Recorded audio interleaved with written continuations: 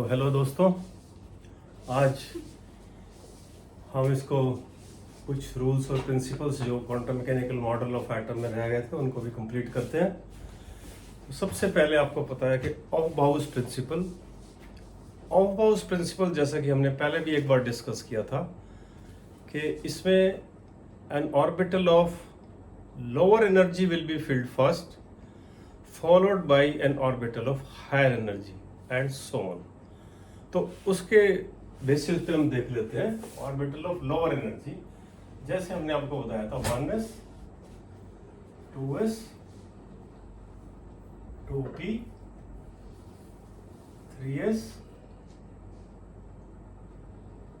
3p, यहां तक तो ये ऑर्डर ठीक है, लेकिन इसमें कुछ थोड़े से चेंजेस बाद में आप देखते हैं। 4s 3d 4p, ये जो हमारा चेंजेस आता है इसके अंदर आपको देखना होगा। इसका क्लैरिफिकेशन हम देंगे n+l रूल से। n+l रूल, ये भी हम एक बार बात कर चुके हैं अपनी प्रीवियस क्लास के अंदर। और n जो है वो हमारा प्रिंसिपल क्वांटम नंबर की वैल्यू, यहां पे हम देखेंगे इसका मतलब 4s के लिए 4 + 0, s के लिए वैल्यू होती है 0, तो ये हो गया 4। और 3 प्रिंसिपल क्वांटम नंबर है, d की वैल्यू होती है 2 इसके लिए, तो वो हो गया 5। तो ये तो यहां से जस्टिफिकेशन हो गया कि 5 इज ग्रेटर देन 4, तो 3d उसके बाद में ही आएगा। अब जरा एक बार 4p को और देख लेते हैं कि 4 + p के लिए value 1, so it will become 5। लेकिन ये दोनों बराबर है, कौन? n+l की वैल्यू दोनों के लिए सेम है। तो इसमें कैसे डिसाइड करेंगे? ऐसे केसेस में जहां पर ये चीजें इंपॉर्टेंट पॉइंट्स आप नोट कर लेंगे, where n+ values are same.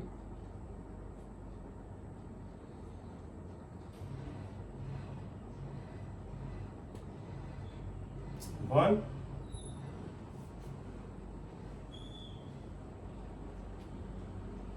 which has lower value of n,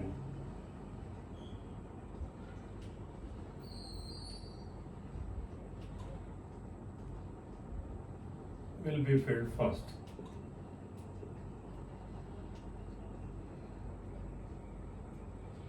बस ये आपको इसमें डिफरेंस देखना है, उसके बाद आपको कभी भी कोई प्रॉब्लम नहीं आएगा। फॉर एग्जांपल मैं आपको लेता हूं 6s 4f 5d 6p, ये हमारी एक शेल है जिसकी वेरियस सब शेल की ऑर्बिटल्स है। और इन ऑर्बिटल्स में आप देखेंगे सबसे पहले 6 को क्यों लिया और लास्ट में 6p को क्यों लिया। तो यहाँ पे इसकी वैल्यू 6 है दोनों के टोटल की, और इसकी वैल्यू हमारी 4 + 3 7 है, इसकी वैल्यू 7 है, और इसकी वैल्यू भी 7 है। लेकिन ये जो है तीनों वैल्यूज इक्वल है, लेकिन जो 4f की वैल्यू में सबसे लोवेस्ट वैल्यू n की किसके लिए है? 4f के लिए, followed by 5 and followed by 6। ये बात क्लियर हो गई। उसके बाद हम देखते हैं एक और हमारा रूल है, जिसको हम कहते हैं हंस रूल।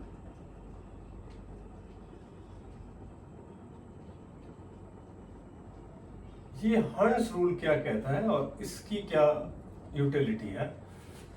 दिस रूल सेज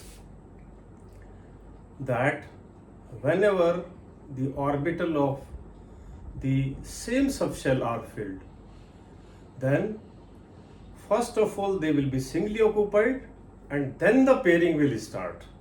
मतलब जैसे कि क्या है, हमारी कोई ये ऑर्बिटल है 3p, इसके यदि हम बॉक्स डायग्राम बना दें तो बॉक्स डायग्राम ऐसे बनेगा, जिसके अंदर आपकी ये 3p क्या है, हमारी एक सब शेल है, और इसकी कितनी ऑर्बिटल्स हैं?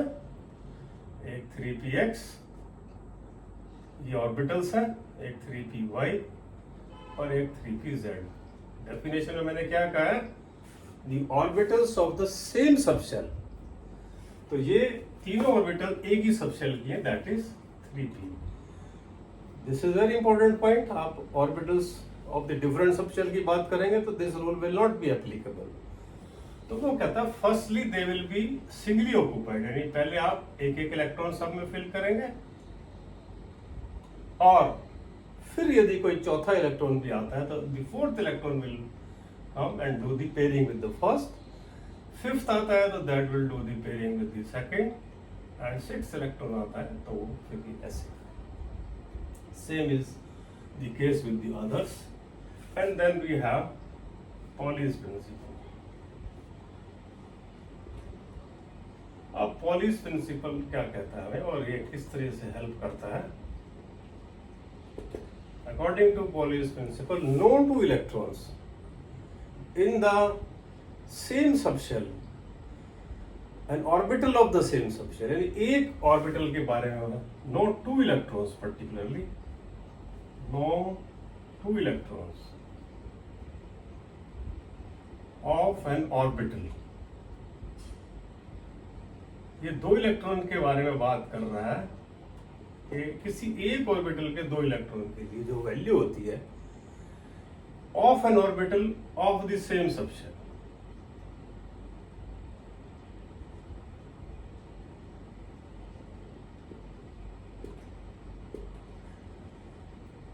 There can never be the same value for all the four quantum numbers. चारों क्वांटम नंबर कौन कौन से होते हैं? N, l, ml and ms।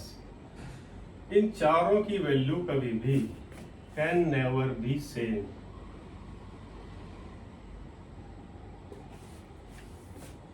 और रेस्ट्रिक्शन क्या लगाई है इसने कि n सेम हो सकता है, l, ml सेम हो सकता है, बट मस्ट हैव उनकी जो स्पिन्स होंगी वो ऑपोजिट होंगी। स्पिन्स कैसी होंगी? ऑपोजिट होंगी। For example, rule clear? Rule कहता है कि no two electrons of an orbital. मान लीजिए ये एक ऑर्बिटल के दो इलेक्ट्रॉन्स हैं, इसके लिए हमने यदि n की वैल्यू लिखे तो कितनी है?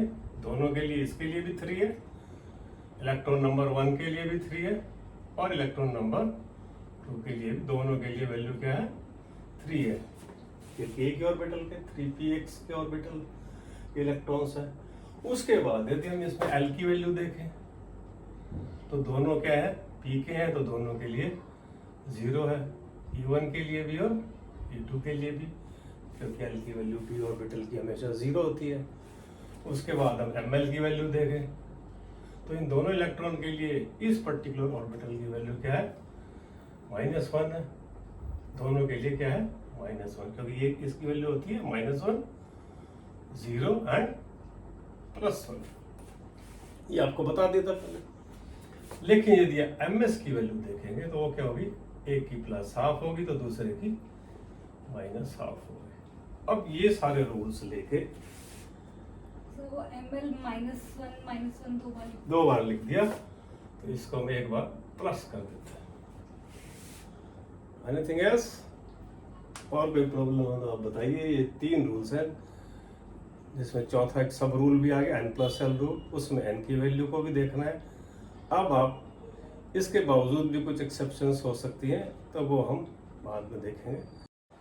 तो अब हम इसके बारे में थोड़े एग्जांपल्स देंगे। जैसे आप देख लेंगे तीनों रूल्स को यूज करके, सबसे पहला एलिमेंट हमारा हाइड्रोजन होता है जिसका एटॉमिक नंबर हम यहाँ लिखते हैं और एटॉमिक मासेस हम जनरली यहाँ लिखते हैं, तो 1 1। हम मोस्ट कॉमनली ऑकरिंग आइसोटोप को लिखा जाता है, पीरियडिक टेबल में भी वही आपको मिलेगा। और जब स्पेसिफिक स्टडी करते हैं तो बाकी के उसके जो आइसोटोप्स होते हैं 1 2 1 3 वो भी लिखे होंगे, लेकिन यहाँ पर हम उन्हीं की बात करते हैं जनरली। जैसे सबसे पहले आप कहाँ से स्टार्ट करेंगे? 1s1 से स्टार्ट करेंगे। उसके बाद जो नेक्स्ट एलिमेंट आएगा वो ऑटोमेटिकली कहाँ पर आएगा? 2 एटॉमिक नंबर है तो 1s सेम ऑर्बिटल में जाएगा, 2 इलेक्ट्रॉन, मैक्सिमम कैपेसिटी उसकी ये है। उसके बाद जब थर्ड एलिमेंट आपका आएगा जिसका एटॉमिक नंबर 3 होता है तो वो नेक्स्ट ऑर्बिटल में जाएगा 1s2 उसके आगे लिथियम के आगे आप बेरिलियम को ऐसे ही फिल कर सकते हो, जिसका एटॉमिक नंबर 4 होता है ऑन दीज पैटर्न्स। बोरोन जिसका एटॉमिक नंबर 5 होता है, वो नया स्टार्ट हो जाएगा 1s2 और 2s2 के बाद 2 में और कोई ऑर्बिटल हमारी होगी नहीं, तो क्या होगी 2p होगी। 2p में 1 इलेक्ट्रॉन यहाँ पे आ जाएगा। तो बोरोन के बाद इसमें कार्बन 6, उसके बाद क्या आएगा नाइट्रोजन 7, ऑक्सीजन 8, फ्लोरीन 9 और नियोन 10। जब हमारा नियोन आ जाता है तो नियोन एक इनर्ट गैस है, एक नोबल गैस है, तो उसकी कॉन्फ़िगरेशन क्या हो जाती है 1s2 2s2 2p6, यानी कि ये हमारे 10 इलेक्ट्रॉन्स को कंप्लीट कर देता है। जो हायर एलिमेंट्स होते हैं हम जनरली इसकी कॉन्फ़िगरेशन का सिंबल यूज कर लेते हैं। जैसे फॉर एग्जांपल हमें सोडियम की लिखनी हो, इसका एटॉमिक नंबर कितना होता है 11 होता है, तो आप ध्यान देंगे हम बजाय ये पूरी लिखने के पूरी भी लिख सकते हैं जैसे हमें नीड हो। यदि पूरी पूछी जाए कि पूरी लिखनी है तो पूरी लिखनी है, अदरवाइज जहां हमें केवल इसका इलेक्ट्रॉनिक कन्फिगरेशन वैलेंस शेल का लिखना हो, इनको हम क्या बोलते हैं, जो लास्ट के शेल्स होते हैं, हम अभी आपसे इसके बारे में डिस्कस करते हैं वैलेंस शेल। तो इसका नेक्स्ट किसका टर्न आ जाएगा, इसके बाद 3s1 का। इसकी कॉन्फ़िगरेशन हम ऐसे लिख देंगे और वो आगे जो चलता रहेगा हमारा 12 के लिए है ना, वो किसका होता है मैग्नीशियम का, एल्युमिनियम का 13, उसके बाद silicon is 14, phosphorus is 15 and sulfur is 16। 20 तक आपको ये एज्यूम किया गया है कि बच्चों को ये मेमोराइज होने चाहिए, एटॉमिक नंबर्स नहीं दिए हुए होंगे। 20 ऑनवर्ड्स आपको एटॉमिक नंबर्स दिए जा सकते हैं। And then you have argon, जो नेक्स्ट हमारी नोबल गैस है, वो 18 पे आ गए। अब आप यहाँ पे देखेंगे 3s1 के बाद यहाँ पे क्या हो जाएगा आर्गन का, ये हो जाएगा आपका पहले 3s2 3p1 p2 p3 p4 p5 p6, यानी इसका हो गया p6। यानी इसके अंदर आपके 18 इलेक्ट्रॉन्स कितने कंप्लीट कर दिए इसने, 18 इलेक्ट्रॉन्स इसके यहाँ तक आ गए, क्योंकि इसकी कॉन्फ़िगरेशन क्या थी 2p5 और नियॉन की कितनी थी 2p6। ये क्या कहलाती है वैलेंस शेल कॉन्फ़िगरेशन। दो तरीके के इलेक्ट्रॉन्स होते हैं, ध्यान रखना, आपको कई बार टर्म्स यूज करेंगे वहां पर, कोर इलेक्ट्रॉन्स और वैलेंस इलेक्ट्रॉन्स।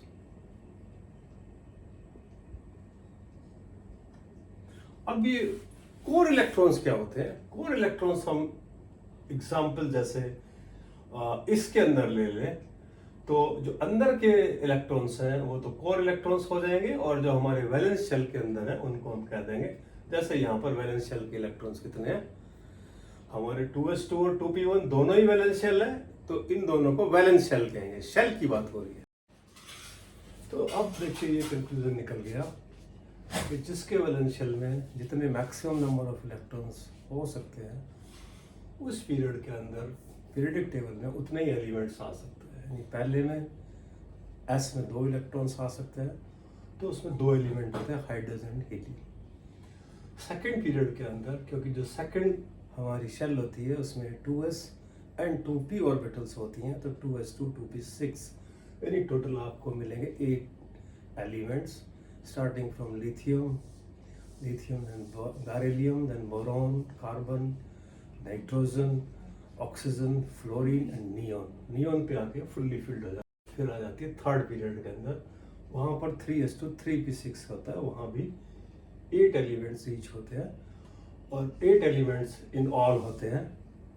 और जब हम फोर्थ पीरियड पे आते हैं तो फोर्थ पीरियड के अंदर आपको पता 3d ऑर्बिटल भी होती है, and which can accommodate A total of 10 electrons, तो 8 तो पहले ही था, एस और पी में मिला के 10 और ऐड कर देते 18 हो जाता है। ऐसे 5th पीरियड में भी चलता है, लेकिन जब 6th पीरियड में पहुंचते हैं तो वहाँ पर F14 हो जाता है।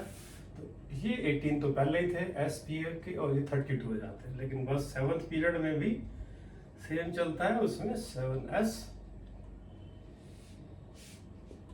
5f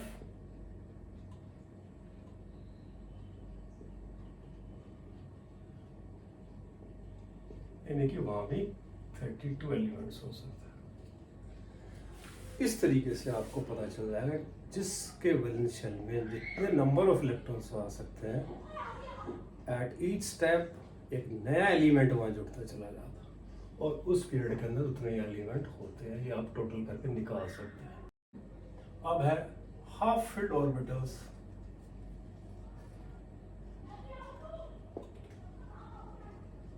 And fully filled orbitals have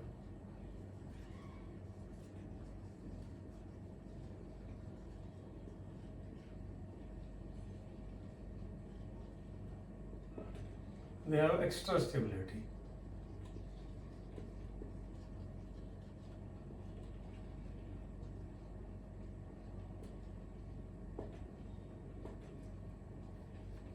एक बड़ी कॉमन चीज हमने पाई है, half filled and fully filled orbital. Why ऐसा होता क्यों है? तो हमने इसको देखा, there are 2 reasons.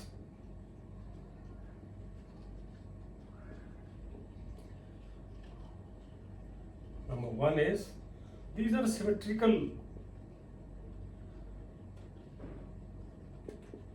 configurations.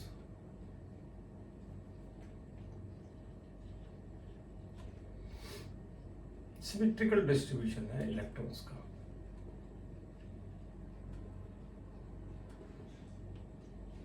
Symmetrical distribution of electrons in the sense, now what do this symmetrical distribution do? ये क्या करता क्या है symmetrical distribution?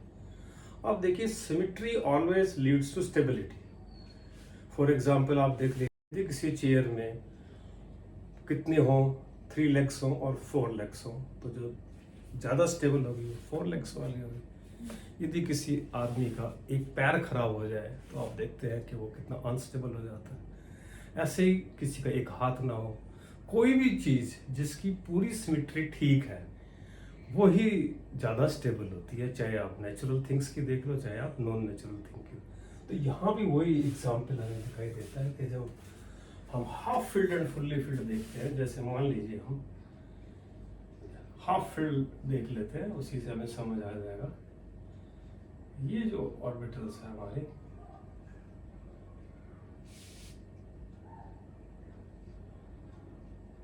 ये हमारी कोई भी डी ऑर्बिटल्स के लिए है। तो वो कैसे होते हैं? एकदम सिमेट्रिकल है, कोई भी ज्यादा भरी नहीं हुई है, कोई भी पेयर्ड नहीं है, सारी अनपेयर्ड है, पैरेलली स्पिनिंग इलेक्ट्रॉन्स। तो एक तो ये रीजन हमें दिखाई देता है। दूसरा रीजन जो दिखाई देता है वो है एक्सचेंज एनर्जी। इनमें हमें क्या मिलती है? एक्सचेंज एनर्जी होती है। और एक्सचेंज एनर्जी क्या हो सकती है? आप इनमें देखेंगे कि ये इलेक्ट्रॉन यहाँ चला जा सकता है, ये इलेक्ट्रॉन यहाँ भी जा सकता है, ये यहाँ भी जा सकता है, ये यहाँ भी जा सकता है, ऐसे ही सब एक दूसरे के पास जा सकते हैं। ऐसा ये क्यों कर सकता है? They can exchange their position. ऐसा इसलिए करते हैं क्योंकि वो सब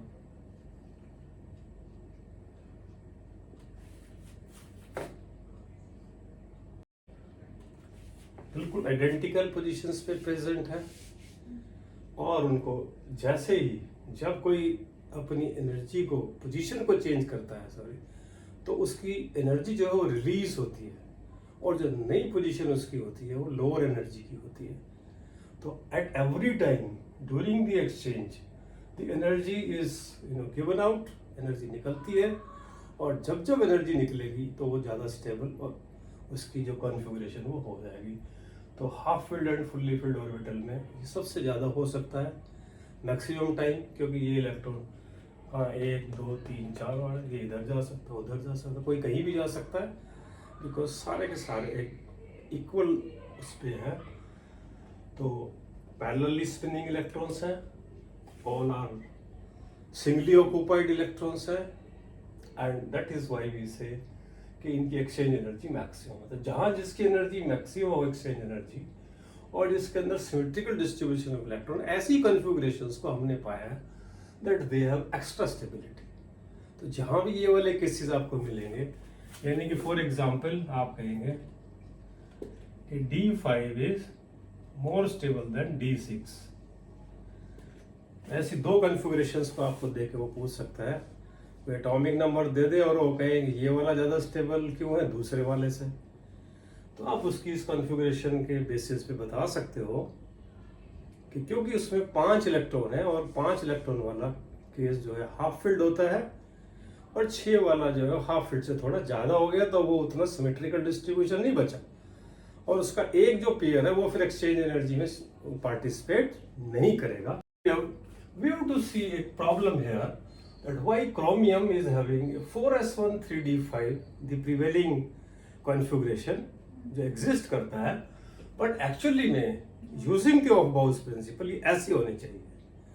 दूसरी तरफ कॉपर के केस को जब हम देखते हैं तो उसकी कॉन्फ़िगरेशन जो है वो ये वाली होती है, जबकि ऑफ-बाउज और बाकी तीनों प्रिंसिपल्स को यूज करके वो कॉन्फ़िगरेशन ये होनी चाहिए। ऐसा क्यों होता है, इसका आपको आंसर देना है। इसका आंसर जो है वो मेरी इसी क्लास के अंदर एंड में मिलेगा, पर द आंसर इज हिडन। सो आप कमेंट बॉक्सेस में बताएंगे कि ये आंसर क्यों क्या है, इसका रीज़न क्या है, और क्या आप कितने लोगों का इसमें से सही है।